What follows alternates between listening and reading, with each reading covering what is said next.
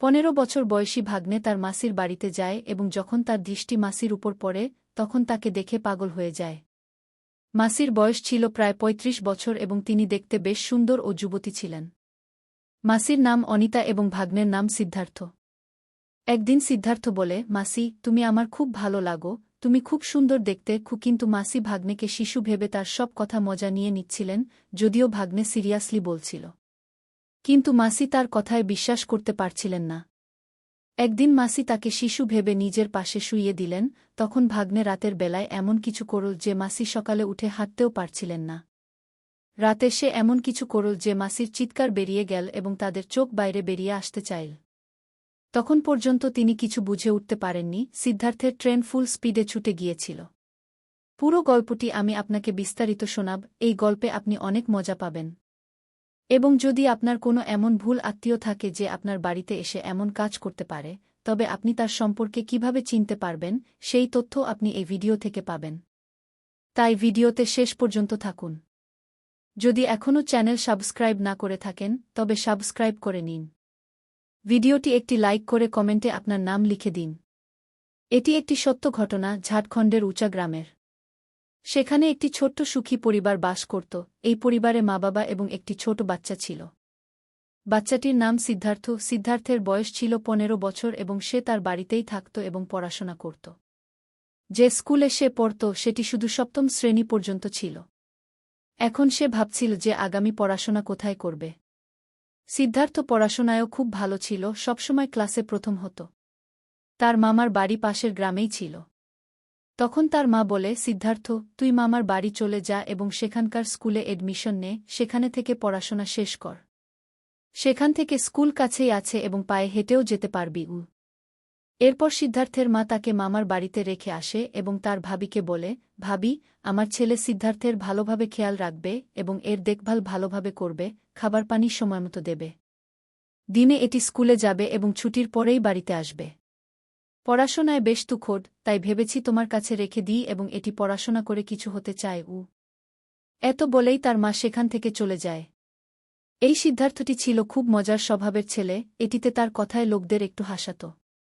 তারপর সে তার মাসিকে বলে, মাসি, আমি তোমার কাছে চলে এসেছি এবং তুমি আমার খুব ভালো লাগো, তুমি আমার খুব সুন্দর লাগো।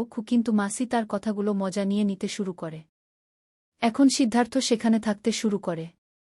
সিদ্ধার্থের মামার নাম ছিল রনি। তিনি বাড়ি থেকে শহরে গিয়ে মেহনত মজুরির কাজ করতেন। তিনি ইটের ভাটায় দৈনিক মজুরির কাজ করতেন। সিদ্ধার্থের মাসি অনিতা বাড়িতেই থাকতেন। সিদ্ধার্থের মাসি অনিতা দেখতে খুব সুন্দর ছিলেন এবং তাদের কোনো সন্তানও ছিল না।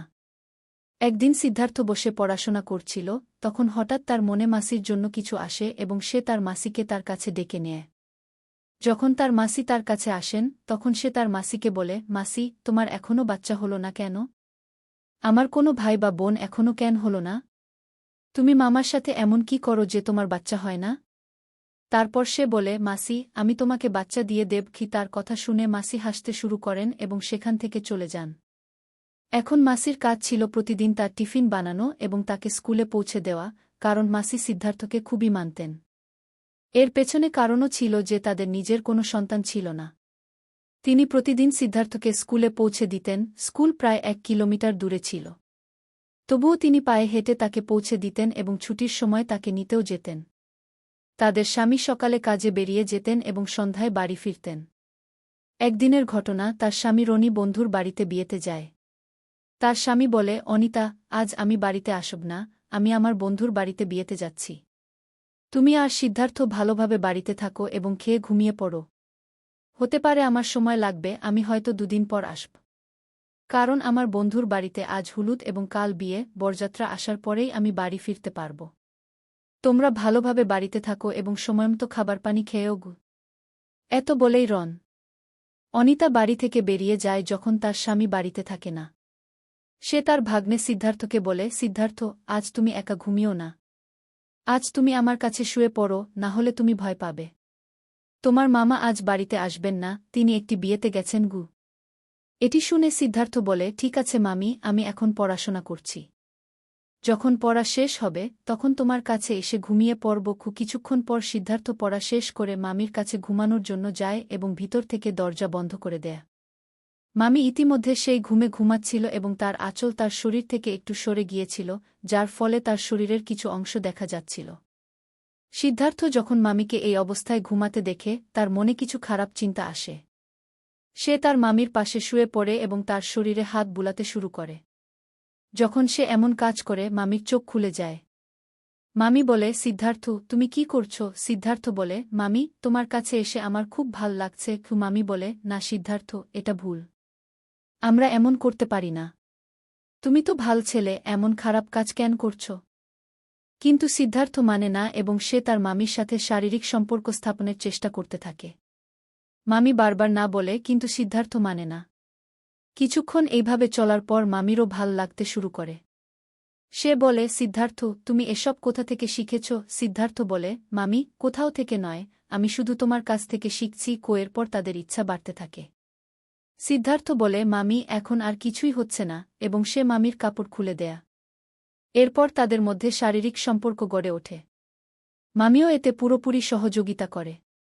তারা সারা রাত ধরে শারীরিক সম্পর্ক বজায় রাখে, প্রায় 5 বার। সকালে রাহুল তার মামির অবস্থা খারাপ করে দেয়। মাত্র 15 বছর বয়সী এই ছেলে মামিকে চিৎকার করতে বাধ্য করে। মামির অবস্থা এখন খুব খারাপ হয়ে গেছে। সে বলে, এখন থামো। এরপর তারা দুজনেই সেই বিছানায় ঘুমিয়ে পড়ে। পরের দিন সকালে মামি যখন উঠে সে হাঁটতে পারে না। তার হাঁটাচলা করতে খুব কষ্ট হয়। সে মনে মনে ভাবে, এত ছোট বয়সের ছেলে এত কিছু করতে পারবে, তা আমি ভাবিনি। কিন্তু মনে মনে সে খুব খুশিও হয়। সে সিদ্ধার্থকে জাগাতে যায়। সিদ্ধার্থ যখন উঠে মামিকে দেখে হাসতে শুরু করে। মামিও হাসে। এখন তাদের মধ্যে ঘনিষ্ঠতা বাড়তে শুরু করে। পরের দিনও তার মামা বাড়ি আসে না। আজ সিদ্ধার্থ স্কুলে যায় না।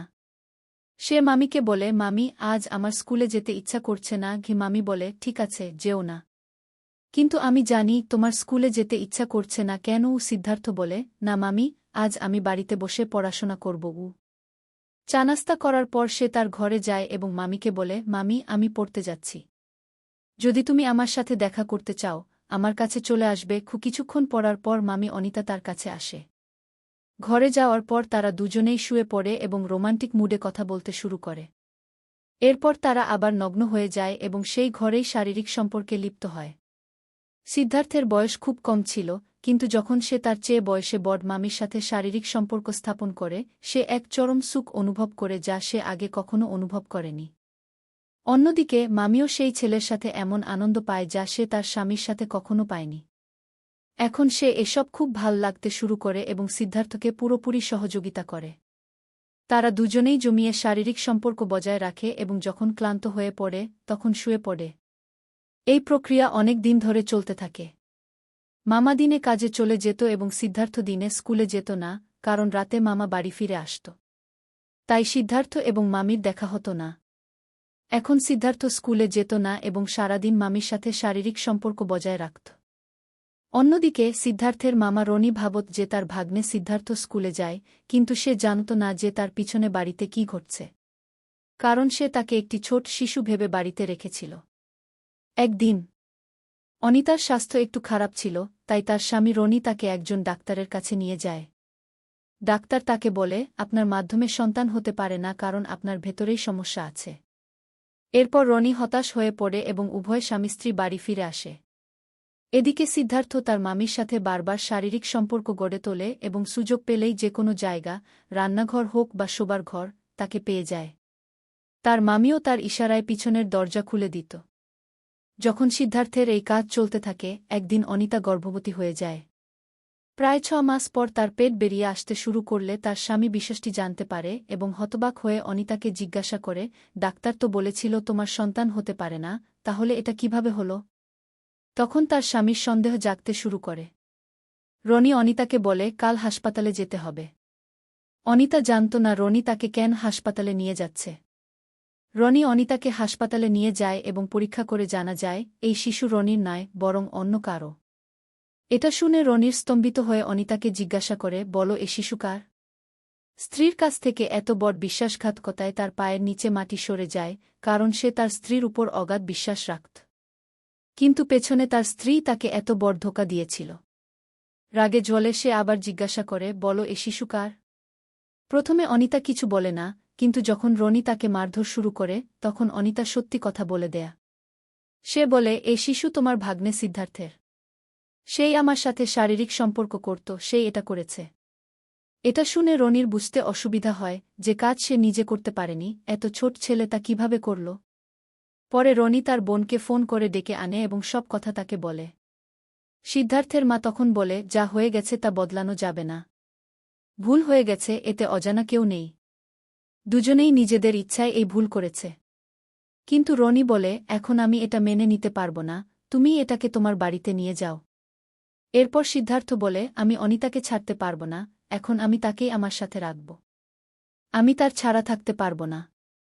অনিতাও একই কথা বলে, আমি সিদ্ধার্থ ছাড়া থাকতে পারব না। শেষে সিদ্ধার্থের মা তাদের জিদের কাছে হার মানে এবং তাদের নিজ বাড়িতে নিয়ে আসে। ধীরে ধীরে কিছু সময় কেটে যায় এবং 9 মাস পূর্ণ হয়। এরপর অনিতার একটি সুন্দর ছেলে হয়। যখন এত ছোট বয়সে একটি ছেলের সন্তানের বাবা হয়, তখন গ্রামের সবাই দেখে হতবাক হয়ে যায়। এদিকে তার স্বামী রনি বাড়িতে একা পড়ে থাকে। বাড়ি তাকে কাটার মতো কাটতে থাকে এবং সে একা থাকতে বাধ্য হয়। অন্যদিকে তার স্ত্রী তার সন্তানদের সাথে সুখে থাকে। এই গল্প শুনে আপনার কেমন লাগল? এতে কার ভুল মনে হল? আপনার মতামত কমেন্টে অবশ্যই দিন।